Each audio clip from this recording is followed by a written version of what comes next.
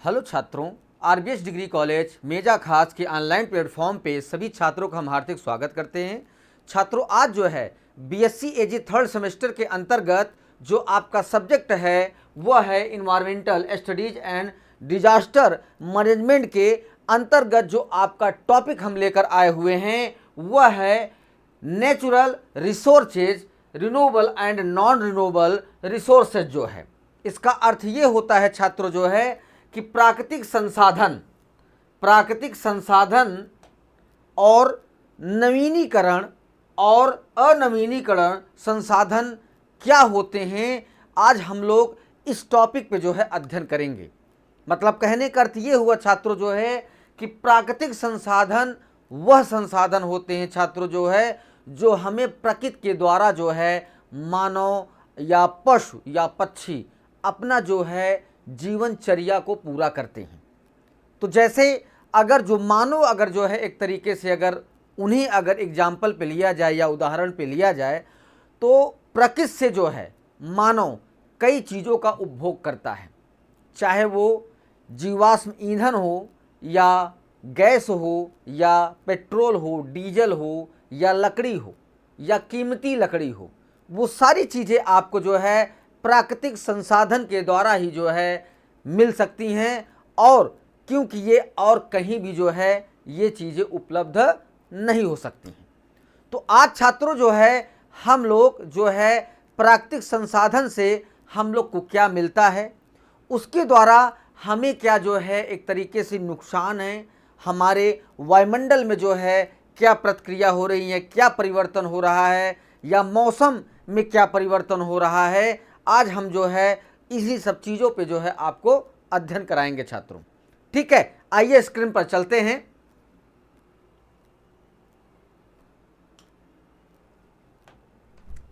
प्राकृतिक संसाधन जो है, प्राकृतिक संसाधन वे संसाधन हैं जो प्रकृति से लिए गए और कुछ संशोधनों के साथ उपयोग किए जाते हैं। मतलब इसका अर्थ ये हुआ छात्रों जो है कि जो हमारा प्राकृतिक संसाधन है ये एक तरीके से हमें प्रकृति के द्वारा कच्चे के रूप में जो है पदार्थ के रूप में ये मिलता है और फिर इसे एक तरीके से संशोधित करके जो है हम लोग उसका उपयोग करते हैं। ठीक है, फिर उसके बाद इसमें वाणिज्यिक और औद्योगिक उपयोग, सौंदर्य मूल्य, वैज्ञानिक रुचि और सांस्कृतिक मूल्य जैसी मूल्यवान विशेषताओं के स्रोत जो है शामिल होते हैं, जो हमें प्राकृतिक संसाधन के द्वारा ही ये सारी चीज़ें जो है मिल सकती हैं छात्रों। क्योंकि अगर प्रकृति जो है अपना संतुलन अगर बिगाड़ती है जो है तो वो हम लोग के और पशु पक्षियों और जानवरों पर सीधा जो है एक तरीके से नुकसान पहुंचता है। क्योंकि प्रकृति एक ऐसा संसाधन है जिसके द्वारा हमें सारी चीज़ों को जो है उपभोग करने का एक मुख्य स्रोत है। ठीक है, फिर उसके बाद पृथ्वी पर इसमें सौर प्रकाश, वायुमंडल, जल, भूमि, सभी खनिज के साथ साथ सभी वनस्पति और पशु जीवन के अंतर्गत जो है सारी चीज़ें हमें प्राकृतिक संसाधन के द्वारा ही मिल सकती हैं। फिर उसके बाद प्राकृतिक संसाधन मानवता की प्राकृतिक विरासत का हिस्सा हो सकते हैं।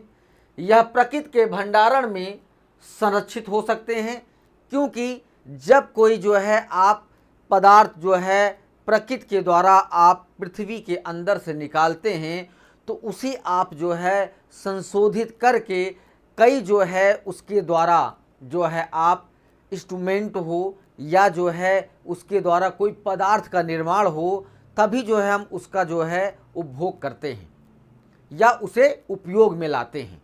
तो कहने का अर्थ ये है कि जो भी चीज़ें हमें जो है प्रकृति के संसाधन के द्वारा मिलती हैं वो सारी चीज़ें हमें पृथ्वी के अंदर से ही जो है मिलती हैं छात्रों।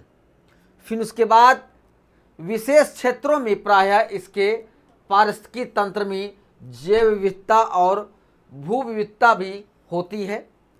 मतलब जैव विविधता जो है एक तरीके से हमारे जो घटक होते हैं उनको जो है पारिस्थितिकी जो है एक तरीके से संतुलन को बना के रखते हैं। और भू विविधता जो होती है वो एक तरीके से जो है पृथ्वी से जो भी चीज़ें आप निकाल के बाहर ले आएंगे, आप उसे रिसर्च करेंगे, जो चीज़ें आप उसको रिसर्च करके प्राप्त करेंगे और उसका उपयोग करेंगे वो आपको भू विविधता के द्वारा ही मिल सकती है। ठीक है, क्योंकि प्राकृतिक संसाधनों को विभिन्न तरीकों से वर्गीकृत किया जा सकता है। प्राकृतिक संसाधन ऐसे सामग्री और घटक होते हैं जिसे हम जो है अपने जीवन को सुचारू रूप से चलाने के लिए जो है उन्हें हम एक तरीके से उपयोग में लाते हैं। फिर उसके बाद जो पर्यावरण के भीतर पाया जा सकता है, प्रत्येक मानव निर्मित उत्पाद प्राकृतिक संसाधनों से जो है बना होता है। अगर हम बात करें कि पेट्रोल का, अगर पेट्रोल और डीजल जो है एक तरीके से प्राकृतिक जो है संसाधन या प्राकृतिक स्रोत के द्वारा ही ये पृथ्वी के अंदर जो है इसका कई सैकड़ों वर्ष के जो है भीतर जो है इनका निर्माण होता है, तभी हम जो है इसको जो है रिसर्च करके पृथ्वी के अंदर पता लगाते हैं कि हमें पेट्रोल कहाँ मिलेगा, डीजल कहाँ मिलेगा, जीवाश्म ईंधन कहाँ मिलेंगे।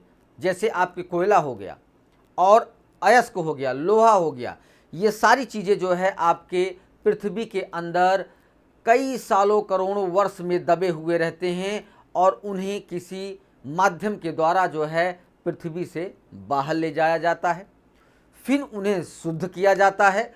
शुद्ध करने के बाद हम उसे उपयोग में लाते हैं। फिर उसके बाद जो पर्यावरण के भीतर अपनी प्रक्रिया को कई करोड़ों वर्ष में जो है पूरा करते हैं, तब वो चीज़ें हमें जो है पृथ्वी के अंदर से प्राप्त होती हैं। फिर उसके बाद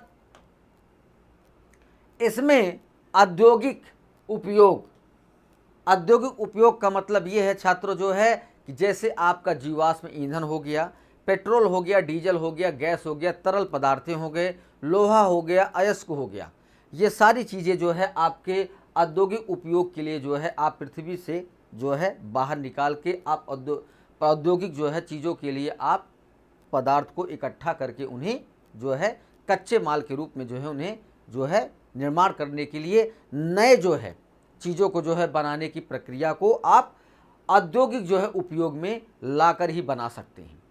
फिर उसके बाद सौंदर्य मूल्य जो है ये भी जो है आपका प्राकृतिक संसाधन के द्वारा ही उपलब्ध मिलेगा।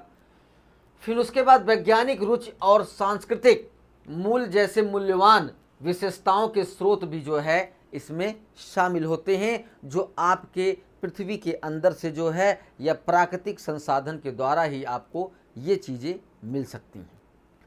फिर पृथ्वी पर इसमें सूर्य का प्रकाश भी आपको और वायुमंडल, पानी, भूमि, सभी खनिज के साथ साथ सभी वनस्पति और वन्य जीव भी जो है शामिल होते हैं, जो प्राकृतिक संसाधन का उपभोग करते हैं, उपयोग करते हैं।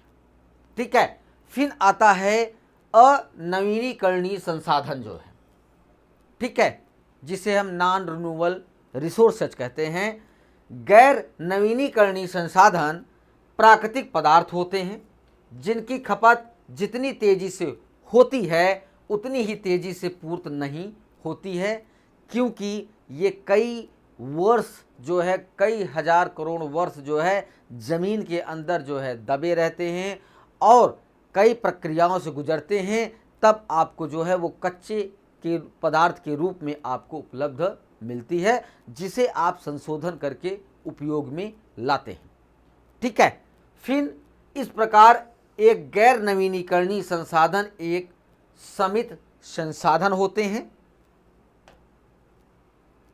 गैर नवीनीकरणीय संसाधनों के उदाहरणों में आपका जीवाश्म ईंधन, तेल, प्राकृतिक गैस और कोयला शामिल होते हैं, जो आपके पृथ्वी के अंदर से निकाल कर जो है उन्हें संशोधित करके तब हम लोग उसका उपयोग करते हैं। छात्रों, गैर नवीनीकरणीय संसाधन का विपरीत नवीनीकरण संसाधन है, जिसे प्राकृतिक रूप से पुनः आपूर्ति की जाती है या उसे बनाई जा सकती है, बनाया रखा जा सकता है। जो आपके जो है नवीनीकरणीय संसाधन में जो है ये सारी चीज़ें आती हैं। फिर आता है चाबी छीनना, जो है एक तरीके से जो पृथ्वी के अंदर से आप किसी भी चीज़ को निकालते हैं तो उसे एक तरीके से छीनना ही हुआ आप, क्योंकि वो कई करोड़ों हजार वर्ष जो है जमीन के अंदर दबे रहते हैं, तब उनका जो है निर्माण होता है। अनवीनीकरणीय संसाधन वह पदार्थ हैं जिसका उपयोग उसकी स्वयं की पूर्ति की क्षमता से अधिक तेजी से हो सकता है और उसे आप जल्दी जो है पूरा नहीं कर सकते हैं। गैर नवीनीकरणीय संसाधन की आपूर्ति सीमित है, मतलब इनकी जो आपूर्ति होती है वो एक सीमित दायरे तक होती है, जिसका अर्थ इसकी पूर्ति आसानी से नहीं किया जा सकता है। मतलब कहने का अर्थ ये है कि अगर आप जीवाश्म ईंधन, गैस और क्या कहते हैं कोयले का अगर आप जो है बहुत तेज़ी से उपयोग करते हैं तो इनका निर्माण जो है आप पूर्ति नहीं कर सकते, क्योंकि इनका निर्माण कई वर्षों से जो है ज़मीन के अंदर दबे जीवाश्म जो पदार्थ होते हैं उनके जो है डाइजेशन, मतलब कहने का अर्थ यह है विघटन के द्वारा इन सब जो है पदार्थों का निर्माण होता है। जैसे जैविक जो भी चीज़ें होती हैं और क्या कहते हैं जीवाश्म ईंधन हो गए, तेल हो गया, गैस हो गया, कोयला हो गया, ये जो है सारी चीज़ें जो है एक कई वर्षों के बाद जो है इनका जो है निर्माण होके जो है अगर आप उसे तेज़ी से अगर प्रयोग करते हैं तो उनका जो है पूर्ति आप नहीं कर सकते हैं। ठीक है, एग्जाम्पल के तौर पे अगर देखा जाए छात्र जो है कि अभी कुछ समय पहले जो है कोयले का जो है आपूर्ति नहीं हो पा रहा था, जिससे जो है आपके विद्युत उत्पादन में समस्या आई जो है। ठीक है, क्योंकि इनका निर्माण बहुत जल्दी नहीं हो सकता है। अनवीनीकरणीय संसाधन सीधे पृथ्वी से निकाले जाते हैं। अधिकांश जीवाश्म ईंधन, खनिज, धातु, अयस्क गैर अनवीनीकरण संसाधन में हैं, जो कि आप पृथ्वी के अंदर से उसे निकालते हैं। ठीक है, जो अनवीनीकरणीय जो है संसाधन में आते हैं छात्रों। फिर आपका अनवीनीकरणीय संसाधनों को एक तरीके से समझना कि वहाँ पे पृथ्वी के अंदर किस तरीके से इनका निर्माण होता है और किस तरीके हम लोग इसको जो है उपयोग में लाते हैं। गैर नवीनीकरणीय संसाधन सीधे धरती से आते हैं या सीधे ज़मीन या खदान से होकर निकलते हैं। फिर उसके बाद इन पदार्थों के भंडारण बनाने में अरबों साल लगे और इस्तेमाल की गई आपूर्ति को बदलने में अरबों साल लगेंगे। इस प्रकार गैर नवीनीकरणीय संसाधनों की आपूर्ति जो है सीमित हैं और इन्हें आप बदल नहीं जा सकता है, इन्हें आप जो है परिवर्तित नहीं कर सकते हैं। मनुष्य इन संसाधनों को गैस, तरल, ठोस के रूप में निकालते हैं और फिर उन्हें अपनी ज़रूरतों के हिसाब से बदल देते हैं, क्योंकि जो वहाँ से पृथ्वी से जो पदार्थ निकलता है वो कच्चे या रवे के रूप में निकलता है। उसे संशोधन करके कई जो है एक तरीके से पदार्थों का निर्माण होता है, तब हम उसे जो है उपयोग में लाते हैं। कच्चा तेल, प्राकृतिक गैस, कोयला और यूरेनियम गैर अनवीनीकरण संसाधन में आते हैं। इन्हें संशोधित करके तब हम इन्हें जो है प्रयोग करते हैं। फिर उसके बाद इन सभी को ऐसे उत्पादों में संसाधित किया जाता है जिनका व्यावसायिक रूप से उपयोग किया जा सकता है। उदाहरण के लिए जीवाश्म ईंधन उपयोग जमीन से कच्चा तेल निकाला जाता है और इसे गैसोलीन में परिवर्तित किया जाता है, तब हम उसे उपयोग में लाते हैं। जीवाश्म ईंधन तरल पदार्थों को पेट्रोकेमिकल उत्पादों में भी परिवर्तित किया जाता है, जिनका उपयोग प्लास्टिक और पॉलीयूरेथेन से लेकर सॉल्वेंट तक सैकड़ों उत्पादों के निर्माण में सामग्री के रूप में जो है किया जाता है, जिनका हम उपयोग करते हैं। ठीक है, जो आपके पृथ्वी के अंदर से पदार्थ को निकाला जाता है तो उन्हें संशोधित करके कई पदार्थों का निर्माण करके हम उसे उपयोग में लाते हैं।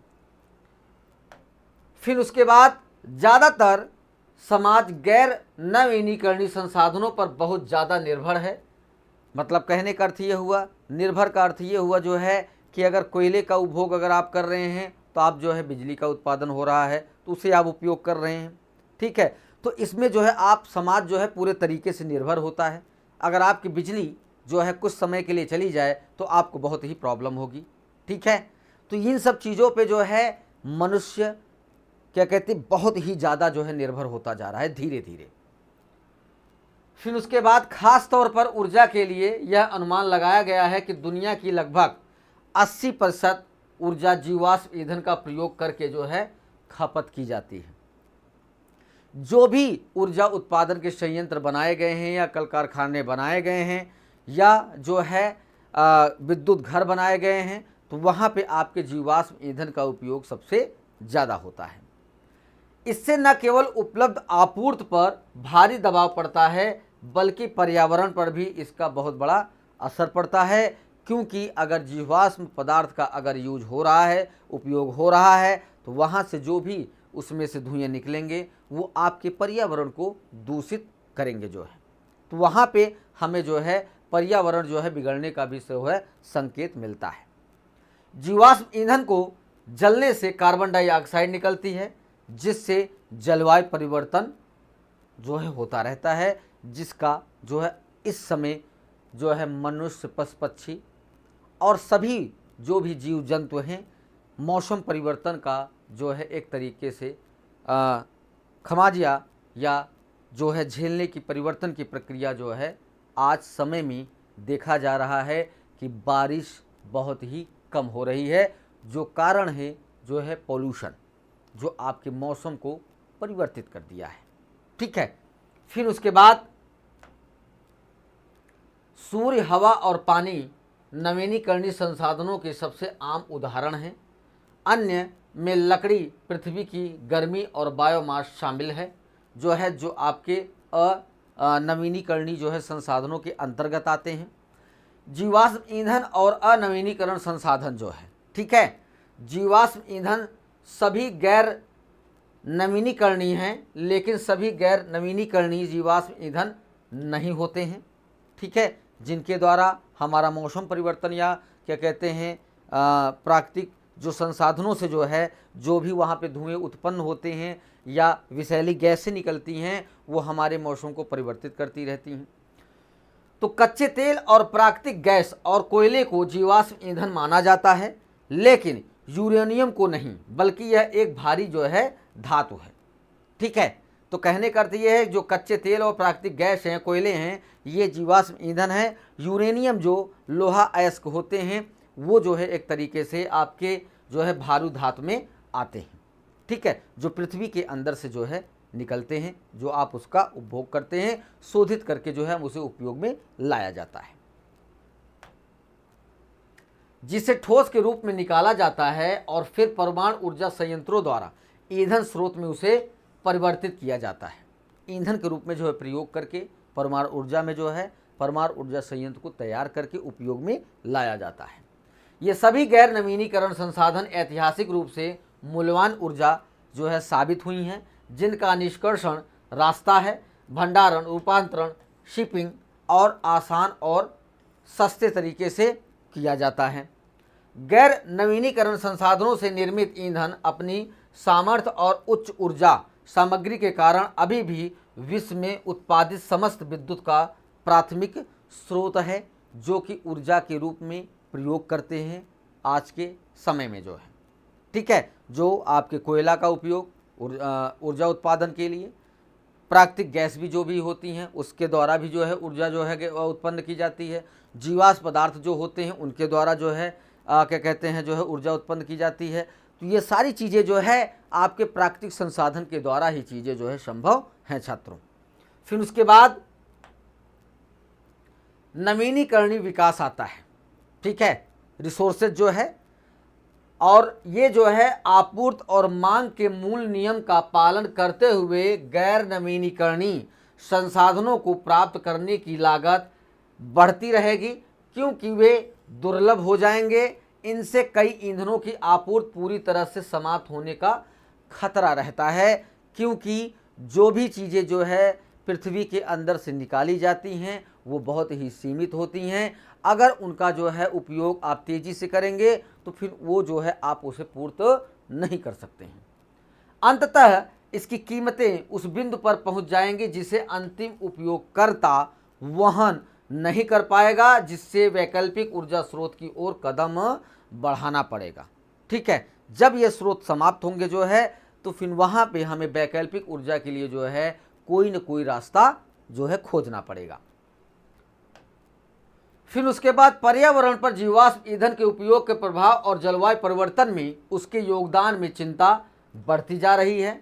मतलब जलवायु परिवर्तन जो भी चीज़ें हो रही हैं और जीवाश्म ईंधन के उपयोग के द्वारा जो है कार्बन डाइऑक्साइड हमारे वायुमंडल में बहुत ही ज़्यादा फैल रहा है और हमारी ओजोन परत कमज़ोर होती जा रही है, जिसके द्वारा हमारा मौसम में जो है बहुत ज़्यादा परिवर्तन हो रहा है। वो जीवाश्म ईंधन के द्वारा ही ये सारी चीज़ें जो है डिस्टर्ब या बिगड़ रही हैं। जलवायु परिवर्तन से लड़ने पर पहला अंतर्राष्ट्रीय समझौता क्योटो प्रोटोकॉल था, जिसे 1997 में अपनाया गया था। 2015 में 96 विभिन्न पक्षों में जलवायु परिवर्तन पर एक अंतर्राष्ट्रीय संधि पेरिस समझौते को जो है अपनाया गया। ठीक है, जब जलवायु परिवर्तन हुआ तो उस समय जो है अंतर्राष्ट्रीय समझौता किया गया, जिसको जो है एक प्रोटोकॉल में जो है लाकर जो है उसे एक नियम बनाया गया। फिर इसी पर हस्ताक्षर करके सभी पक्षों ने ग्रीन हाउस गैस उत्सर्जन को कम करने के लिए कदम उठाने की सहमति जो है व्यक्त किया गया। फिर उसके बाद नवीनीकरणीय संसाधन जो है वे संसाधन होते हैं जिनके भंडारण में प्राकृतिक प्रक्रियाओं द्वारा पुनर्स्थापन नहीं होता रहता है। यह संसाधन मानवीय क्रियाओं द्वारा समाप्त हो जाते हैं तथा पुनः निर्माण होने में करोड़ों वर्ष की जो है अवधि लेती हैं। इसका उदाहरण आपका कोयला हो गया, पेट्रोलियम हो गया, प्राकृतिक गैस हो गए। ये सारी चीज़ें जो है आपके गैर अनुसंधान में जो है आपके शामिल होते हैं। फिर खनिज और वयस्क कच्चे सोने का अयस्क, जिसे बाद में सोने धातु में जो है बनाया जाता है, जिसे हम गोल्ड कहते हैं, वो भी हमें पृथ्वी के द्वारा ही प्राप्त होती हैं, जो प्राकृतिक संसाधन में जो है शामिल हैं। फिर उसके बाद पृथ्वी में पाए जाने वाले खनिज और वयस्क इस तरह से संसाधनों के उदाहरण हैं जिन्हें बनाने में करोड़ों वर्ष की अवधि, अत्यधिक दबाव और उच्च तापमान की जो है आवश्यकता होती है। तभी जो है इन सब जो है जीवाश्म ईंधन, कोयला, पेट्रोल, डीजल, गैस का जो है निर्माण होता है, जहाँ पे दबाव ज़्यादा रहता है और वहाँ पे तापमान बहुत ही उच्च होता है। इसके अलावा इन्हें कई अलग अलग प्रक्रियाओं के गुजरना पड़ता है। उसके बाद इनका मानव द्वारा उपयोग किया जाता है। मानव द्वारा ऐसी स्थिति बना पाना संभव नहीं है कि इस कारण ऐसे संसाधनों को दोबारा प्राप्त नहीं किया जा सकता है। तो मतलब कहने का अर्थ ये हुआ छात्रों जो है कि जो हमारे प्राकृतिक संसाधन हैं, जो सोर्सेज हैं जो है, अगर आप उसे सही तरीके से इस्तेमाल नहीं करेंगे, अगर आप उसे तेज़ी से इस्तेमाल करेंगे जो है, तो आप उसकी पूर्ति जो है नहीं कर पाएंगे। ठीक है, यहाँ पे ये टॉपिक आपका समाप्त होता है। अगले टॉपिक के साथ उपस्थित होंगे। सभी छात्रों को धन्यवाद।